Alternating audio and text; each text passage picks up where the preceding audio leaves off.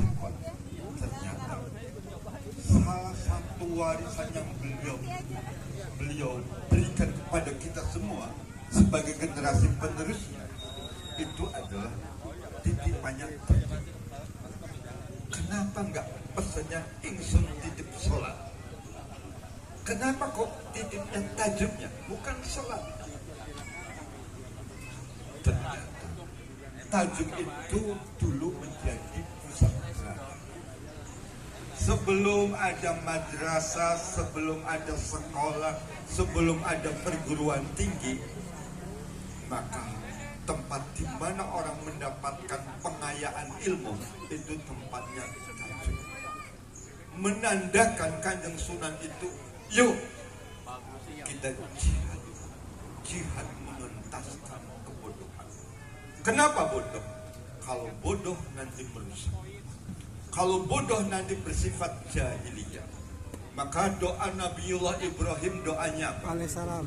Robbi ij'al hadza baladan aman. Untuk aman, maka orangnya harus diakili pengetahuan. Tanpa didukung pengetahuan yang mumpuni, maka orang berpotensi melakukan perbuatan-perbuatan yang melanggar. Oleh karenanya, dua yang akan menghantarkan NU betul-betul mendunia. Manakala apa? Pertama, jihad ekonomi. Yang kedua, jihad pendidikan. Jihad ekonomi dulu dibangun melalui konsep namanya Nahdlatul Tujar.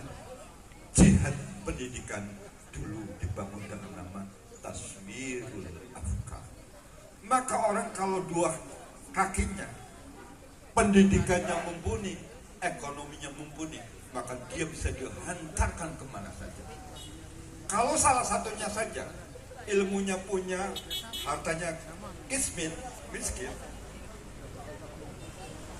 pincang. Atau sebaliknya, kaya raya tapi bodoh. Maka yuk, yang menjadi spirit perjuangan Nahdlatul Ulama untuk Cirebon, yuk pesan wasiat Kanjeng Sunan, ingsun titip tajuk haruslah menjadi spirit. Tidak boleh ada lagi anak Cirebon yang tidak bisa baca. Tidak boleh lagi ada anak Cirebon yang tidak bisa ngaji Quran. Siap? Siap. Siap? Siap. Bu, setuju enggak? Cirebon bebas buta huruf baca Quran. Setuju. Setuju enggak, Bu? Ayo, Setuju. kerjasama dengan kerjasama dengan Fatah, kerjasama. Ayo, jangan sampai di rumah itu ada yang tidak bisa ngaji. Yang akan mendoakan kedua orang tuanya itu haruslah tadi dibangun oleh investasi anak-anaknya yang besar. Kalau kita ingin menjadi kota religius, yuk jadikan Quran menjadi wasilah. Kata baginda Rasul, untuk mengukur sebuah identitas itu bagus atau tidak, silakan dilihat variabelnya dari kalau kegiatan-kegiatan ke-Al-Quranan yang ada di kota Cirebon ini masif, saya juga akan semakin optimis bahwa kota Cirebon jaya seperti hanya masanya Kanjeng Sunan menjadi pusat peradaban dunia yang mampu menahkodai peradaban ekonomi lintas Cina, lintas India, lintas Arab. Itu lima abad yang lalu. Apa mungkin akan terulang lagi? Ternyata hidup itu seperti halnya kayak putaran jam. Sangat mungkin, sangat mungkin. Berikut bahwa apa yang dilakukan oleh Kanjeng Sunan itu ternyata kemampuan merangkulnya itu dibarengi dengan komunikasi, dibarengi dengan diplomasi. Bayangkan yang mau ziarah tidak hanya yang muslim. Bayangkan yang mau ziarah ke beliau tidak hanya suku Jawa. Menandakan bahwa beliau orangnya membangun spiritnya, spirit yang harmonis, spirit yang merangkul. Makanya saya terus terang mencita-citakannya itu. Ayo, NU bekerja sama dengan Kapolres dalam rangka apa? Yuk, mengantisipasi terjadi kenakalan di mana. Ayo, banyak geng motor ini gimana? Saya pikir kehadiran para kiai memberikan sentuhan, insya Allah akan memberikan dampak. Sekalipun kita hari ini dihadapkan pada tantangan apa? Kalau menurut risetnya Clifford Geertz, NU itu besar dari aspek akar rumput yang bertradisi atau yang bercorak tradisi. Justru Harisos NU paling besar. Hari ini ternyata kita berada pada era informasi. Ada pergeseran. Kalau dulu yang jadi panutan itu ulama pesantren, ulama tradisional. Hari ini yang akan jadi panutan adalah ulama viral. Siapa yang di TikTok-nya banyak, di YouTube-nya banyak, di IG-nya banyak, di Facebook-nya banyak, ya dialah yang akan diikuti. Pertanyaannya, siapakah tokoh simbol yang viral?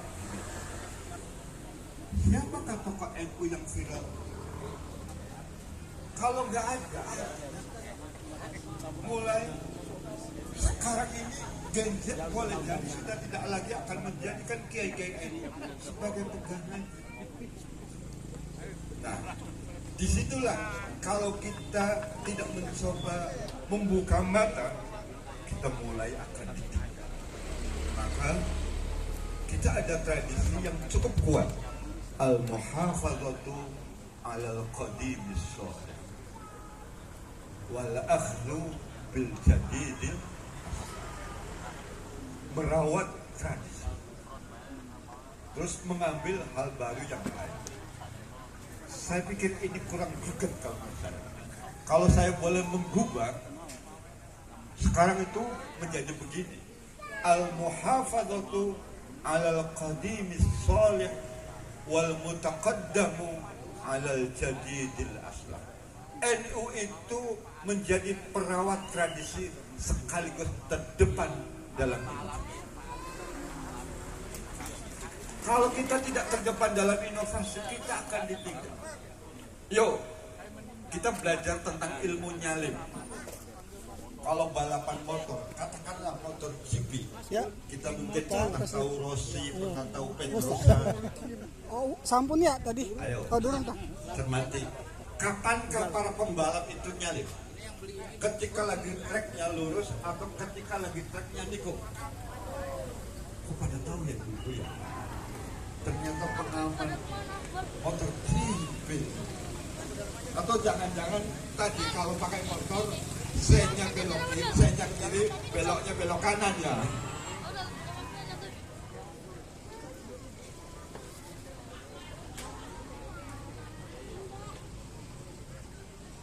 Kenapa nyalipnya di tikungan?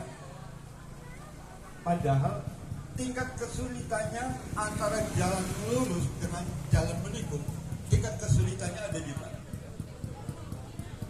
Kenapa justru momentumnya justru di manusia? Ternyata sejarahnya orang akan bangkit, orang akan mampu melewati itu. Ternyata kalau dia bisa mengambil pelajaran dari namanya tikungan. Ayo, ada apa dengan tikungan? Kenapa nyalipnya di tikungan? Kalau bisa jawab saya kasih. Kenapa nyalipnya di tikungan? Kenapa nyalipnya tidak lagi terlurus?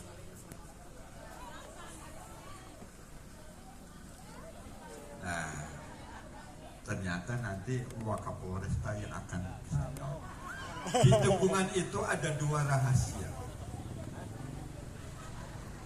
Apa rahasianya? Pertama, tikungan itu titik di mana maksa kita harus berubah. Berubah Pak? Berubah. Nih, treknya katakan ke selatan, terus belok. Kalau nggak berubah, gimana jadi? Maka Siapakah yang akan selamat? Siapakah yang berpotensi akan nyalip? Kita baru lagi. Kayak yang kemarin mas. Berubah. Kemarin kan Samsung. Oh iya Samsung hilang. Hilang? Itu yang tahun kemarin tuh.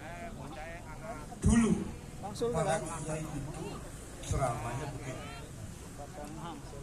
Gak lama lagi nanti gak akan begini. Selagi kita tetap mengandalkan begini, kita akan ditutup.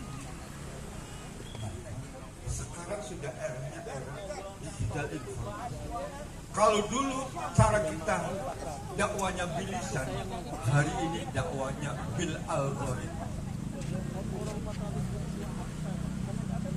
Siapa yang punya followernya banyak, dia yang akan. Makanya yang akan jadi domba itu ternyata yang menjadi domba itu menjadi ciri nempelnya. Kalau di ilmu i'rab itu nempelnya di mubtada. Mubtada itu kalau saya boleh menyebut namanya trendsetter. Jadi trendsetter itu sekalipun mubtada itu sekalipun kecil tetap saja mati. Maka betapa banyak orang hari ini dipengaruhi oleh trendsetter. Kalau kita tidak mencoba melakukan sesuatu sampai kapanpun, kita akan tetap jadi follower saja. Namanya follower itu maf'ul bih. Dia tidak bisa mempengaruhi apa-apa. Ngekor. Oleh karenanya kalau NU mau unggul, NU mau bangkit, yuk harus mau berubah. Dari dakwah bil lisan menjadi dakwah bil algoritma. Dari kegiatan-kegiatan yang berkali-kali rapat berganti ke action.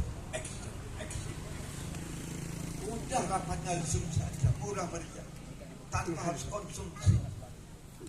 Ayo action. Kalau tidak mau berubah, kita pasti bisa. Satu lagi, ada apa? Oh masya Allah.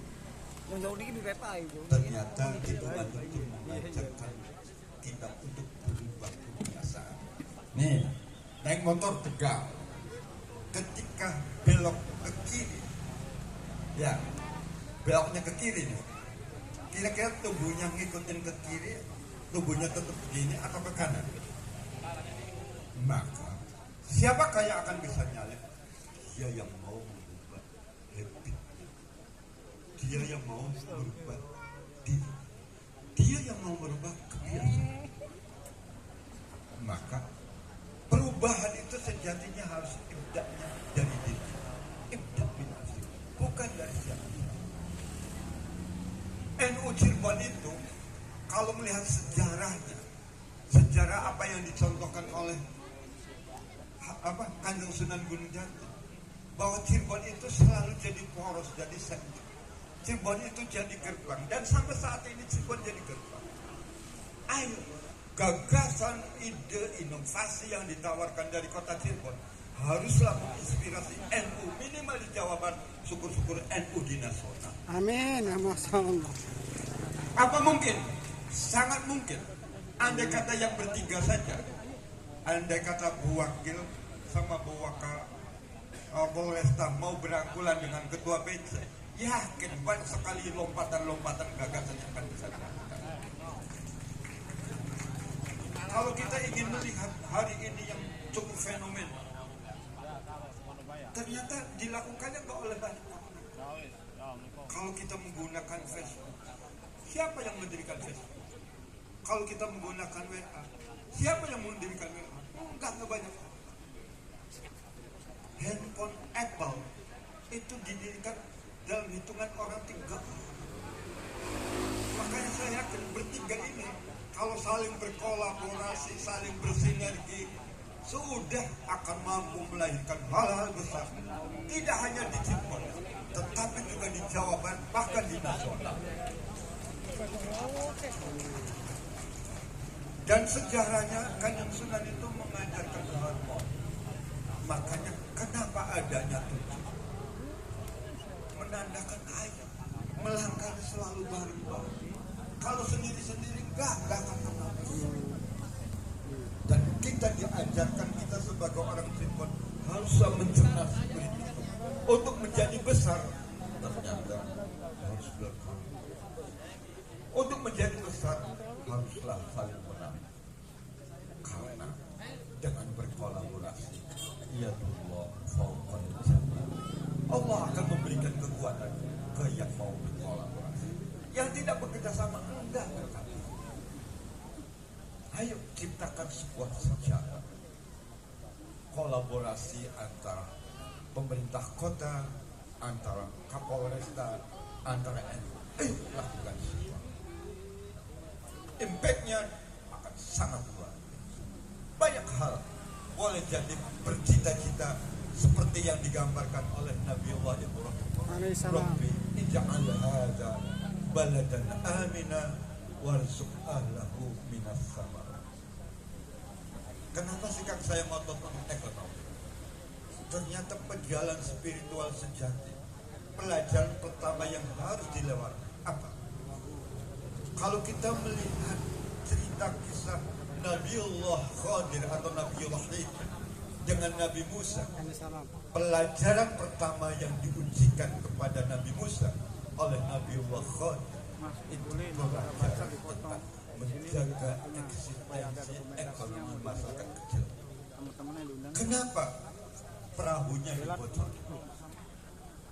Karena perahu itu satu-satunya menjadi sumber mata pencaharian. Kalau perahunya tidak dibocorin, maka perahunya akan dirampas. Kalau perahunya dirampas, maka sumber ekonomi akan menjadi masalah. Maka ammas safinatu fakanat limasakina ya'maluna fil bahr. Perahunya satu-satunya sumber mata pencaharian. Maka siapa